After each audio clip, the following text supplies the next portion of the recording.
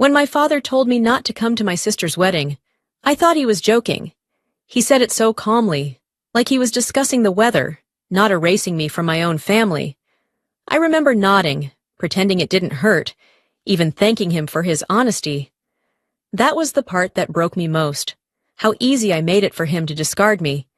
It wasn't the first time I'd been told I was too much, too serious, too quiet, but this time it felt final, like the sentence had been waiting for years, and he just found the right moment to read it out loud. I hung up, sat there for a long while, and realized something I'd never allowed myself to admit. They weren't protecting me from embarrassment. They were protecting their illusion from me. And for the first time in my life, I decided I wouldn't make their comfort my cage. They didn't know it yet, but the silence they built around me was about to break. The inmate sat across from me, his wrists cuffed, his eyes calm in that eerie way men get when they've stopped pretending. His voice was soft, almost thoughtful, when he said, "You can tell when someone's lying, but not when they're pretending to love you." The words clung to me long after I ended the session. I closed the file, washed my hands, and returned to my desk, hoping the quiet hum of fluorescent lights would drown out the echo. It didn't. My phone buzzed on the desk. Dad. The name alone made my stomach tighten. I let it ring once, twice, before picking up. He spoke the way he always did, steady, polite, detached. "Still in Oregon?" I said yes. Good. Then came the pause. The one that always came before he cut something out of his life. "Your sister's wedding is next month. There'll be press, donors, political families. It's better if you don't come." I laughed. Short, uncertain. "You're serious? It's not personal. You just make things uncomfortable." The air in the room changed. I could hear the faint buzz of the light above me, the distant hum of vents. "People talk," he said. "Better they talk about her than you." "Right," I said. "Wouldn't want to ruin the optics." Then I hung up. The silence after was heavier than anger. I stared at my reflection in the glass, the white walls, the ID badge, the faint scar along my wrist, and felt the old, familiar ache of trying to understand a man who'd spent a lifetime misunderstanding me. On the screen, an unread email blinked from Mariana, my younger sister, the one he always called our family's light. I didn't open it. Outside, the Oregon wind kicked up sand against the window. I whispered to no one. I guess I'll stay where it's quiet. Somewhere deep down, though, I knew that quiet wasn't peace. It was exile. And whatever he was hiding behind that calm voice, I had just been cut out to keep it safe. A week passed in a quiet rhythm of paperwork and routine, until a message flashed across my screen from Lucas Gray, an old friend in the Boston Police Department. "Still good at reading monsters? Look up Adrian Cole's sealed file." I froze. Adrian Cole, Mariana's fiancé. The Cole family was practically royalty on the East Coast. His father a senator-in-waiting. His last name the kind that opened doors and silenced questions. I logged into an internal database I hadn't used in years. The file appeared, short but dense. Every line colder than the last. 2018.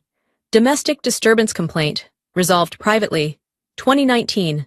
Civil suit withdrawn. Undisclosed settlement. 2021. Restraining order filed, later retracted. My pulse slowed until it hurt. Each line told the same story, one I'd read too many times. Money had done its job, and someone had decided survival was quieter than justice. I called my father. He picked up on the first ring. "I told you not to get involved," he said before I could speak. "You knew?" "We all knew. The Coles handled it. It's not our concern. She's my sister, and she's happy." "Don't ruin this." That phrase, "don't ruin this," hit me like a memory I'd tried to bury. He'd said the same thing to my mother years ago, when she begged him to stop pretending everything was fine. The call ended. The silence after felt colder than Oregon rain. I opened the file again. The last line read, "Subject described as charming, persuasive, and potentially coercive under stress." Exactly the type of man I'd spent years profiling. Manipulative, calculating, violent when cornered.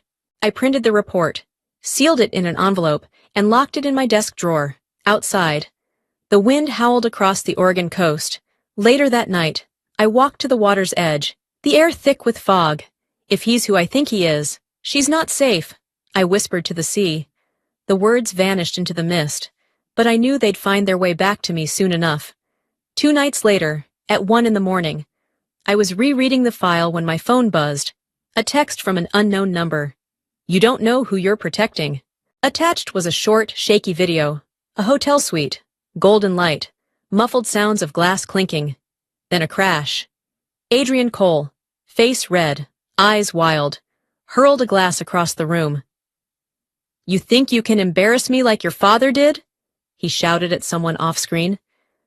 Before I could respond. The account disappeared, no trace left, as if the message had been swallowed whole. I replayed the video again and again. In the mirror behind him. A reflection. A woman curled up in the corner, her shoulders trembling. The angle hit her face, but the fear was unmistakable. I called Mariana. No answer. I called again. This time, my father's voice came through, low and steady. She's resting. Something's wrong. I saw. You're overreacting again. The words landed like frost. I said nothing. My thumb traced the faint scar along my left wrist. An old reflex. A way to keep from saying what I really wanted to say. When he hung up, I opened the window. The cold wind slammed against my face, carrying the scent of rain and salt. Far below, the waves crashed against the rocks. A steady, aching rhythm. The same sound I remembered from the night my mother stopped asking for help. I stood there until the wind numbed my skin. Somewhere out there, behind all that water and distance, my sister was trapped inside the same silence that had shaped us both. And this time, I wasn't sure I could forgive myself for staying quiet. Saturday morning was gray and quiet until my phone lit up. Cole Bennett wedding, live from Charleston. SC. I clicked without thinking. The ballroom gleamed under crystal chandeliers, all white linen and forced smiles. Mariana stood glowing beside my father, perfect and fragile under his pride.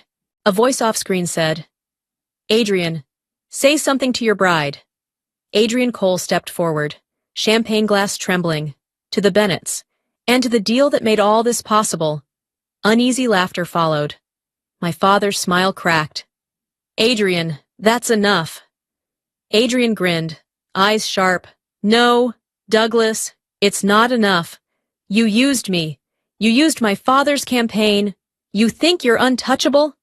The room erupted. Gasps, glass breaking, someone screaming. Mariana flinched backward. The stream cut to black. Live ended. I sat frozen, heart pounding. Then came the flood.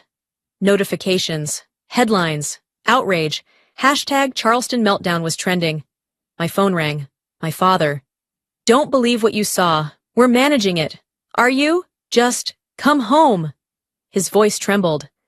I hung up, staring at the rain streaking down the window. He'd spent his life controlling every story. Now the world had seen the one he couldn't rewrite. When control breaks, truth leaks. I wasn't planning to return. Then the 6th call came. You need to come home. Now. You banned me, remember? That was different. No, it wasn't. A pause. Then. Your sister needs you. Is she safe? She's with Adrian. They're talking. Talking. It's complicated. The press. Dad, get her out. You're overreacting. I ended the call. Seconds later, a message. He's not himself. I'm scared. Then another. Dad said I can't talk to anyone, but please don't stop trying. I opened my laptop. The headlines cut deep. Family cover-up exposed. Bride still with abusive groom. He wasn't fixing it. He was protecting the monster. I packed a bag. One flight to Boston. As the plane lifted, the city fell away in golden specks of lies. You can't see love when it's pretending. He hadn't meant marriage.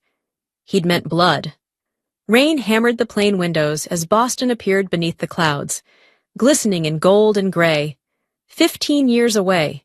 And it still felt like landing inside an old wound. The house hadn't changed. My stepmother opened the door before I could knock, pale and exhausted. "Your father's upstairs. He hasn't slept. And Mariana? She's with him." Trying to explain, inside. The air was heavy with whiskey and wilted flowers. Mariana sat small on the couch, her hands shaking. My father stood by the window, tie undone, eyes dark. "You shouldn't have come. You called me. I was angry. I didn't mean it. You always mean it." I saw it then, a faint red mark on Mariana's neck, barely covered by makeup. My voice came out sharp. "Did he hurt you?" She looked away. "She's fine." My father cut in. Adrian lost his temper. The press twisted it. A laugh slipped out. Brittle. "You've been defending abusers your whole life. Dad, just never this close to home." On his desk, a silver USB glinted under the lamp. I picked it up. "Don't touch that. Then maybe I should." I slipped it into my pocket. "Lock your door tonight," I whispered to Mariana. Later, in my old room, I plugged it in. Grainy footage. Adrian's voice rising. Mariana pleading. The screen flickered out. I stared into the mirror, my face steady, my hands shaking. The pattern was clear now. Same abuse. Different generation. A knock at the door. "We can talk in the morning. Don't do anything rash." "You mean don't do anything right?" "Silence? Thunder?" My reflection whispered back. "I see your pattern now." Morning came gray and tense. I met Julia McAdams, an old friend turned criminal lawyer. I gave her the USB. "If this goes public, it'll destroy both families." They already did. I'm just cleaning up. By noon, headlines erupted. District Attorney Douglas Bennett under investigation for cover-up in coal case. Campaign funds traced to the Coles. When I returned, my father was on the couch, watching himself on TV. "You did this. I didn't leak anything. You start fires and walk away. I start them because you keep painting over the smoke." The glass shattered. "You don't understand what I built." "A cage," I said. That evening, Mariana overdosed. Hospital lights flickered over her pale face. A nurse asked if I was family. That depends on what family means today. Later, I sat in my car, rain pounding the windshield. Case file, Bennett family. Pattern of abuse by omission. If he wouldn't stop, I would. Lightning flashed. The reflection staring back wasn't a daughter anymore. It was a witness preparing to end the lie. The storm had already reached the city by the time night fell. Wind clawed at the windows, and the radio filled my car with static and half-truths. District Attorney Douglas Bennett denies all allegations of misconduct. The words ricocheted in my head like a warning shot. He was still trying to control the narrative, even as it crumbled around him. I drove back to the house, the one that used to smell of polished wood and order. Now it smelled like sweat and panic. The front door was open, light spilling out onto the porch. Inside, the living room was staged like a courtroom. Cameras, microphones, the hum of power on its last breath. My father stood in the center, wearing the same dark suit he'd worn at every victory speech, voice steady and rehearsed. "Our family has been the target of malicious rumors," he said, smooth and deliberate. Each word twisted the truth a little tighter. I stood at the doorway, watching the reflection of the studio lights flicker across his face. It reminded me of lightning, brilliant, brief, and merciless. I stepped forward. The room froze. "You're not supposed to be here," he murmured. "Neither is the truth. But here we are." I placed my recorder on the table and pressed play. His own voice filled the silence. "She's fine. Adrian just lost his temper." The press twisted it. Then mine. Calm and cold. "You've been defending abusers your whole life." Dad. No one moved. The air itself seemed to hold its breath. I turned toward the cameras. My voice didn't shake. Here's what's missing from his story. My father knew. He had evidence, this USB, and he buried it. I plugged the drive into the projector. The screen behind him flickered to life. The video played. Adrian's hands on Mariana's throat, her choked plea for him to stop. Gasps rippled through the room. My stepmother dropped her glass, and it shattered against the floor. My father's body slumped into a chair. His face had gone pale, his voice a rasp. I thought protecting our name meant protecting us. It never did. I said. Outside, thunder cracked through the storm. Inside, the man who had once built his empire on control sat in silence, stripped bare under the weight of the truth. The lights above him flickered once, and for the first time, he didn't reach to steady them. A week after the press conference, the story had swallowed the country whole. Every headline carried our name. D. A. Bennett resigns amid cover-up allegations. Cole family ends campaign, admits wrongdoing. What used to be the proud Bennett legacy now sat under federal investigation, dissected by every network that once praised it. Mariana was recovering quietly, living with our oldest sister Alicia under a new address. No one spoke aloud. Adrian was denied bail. His face splashed across every evening broadcast. The empire both families built on silence had finally cracked open. When I returned to Oregon, the air smelled the same. Coffee, rain, clean paper. But something had shifted. My coworkers looked up when I entered the office, unsure of what to say. One finally whispered, "That took guts. It took too long." I answered. For a few days, I let myself believe it was over. Then a small brown package appeared on my desk. No return address. Inside was a faded photograph. Adrian Cole with another woman, her face bruised, eyes wide with fear. Beneath it, a note scrawled in shaky handwriting. "You saved more than one life." I sat there, fingers tracing the ink, realizing the message had come from the anonymous number that once warned me. Someone who'd been too afraid to speak now dared to step into the light. The domino had begun to fall. That night, Mariana called. Her face flickered on my laptop screen, pale, thinner, but no longer fragile. "I started therapy," she said. "Good. Do you hate him?" I hesitated. No. I just stopped loving the mask he wore. The next morning, my father called. His voice was frayed, softer than I'd ever heard it. I resigned.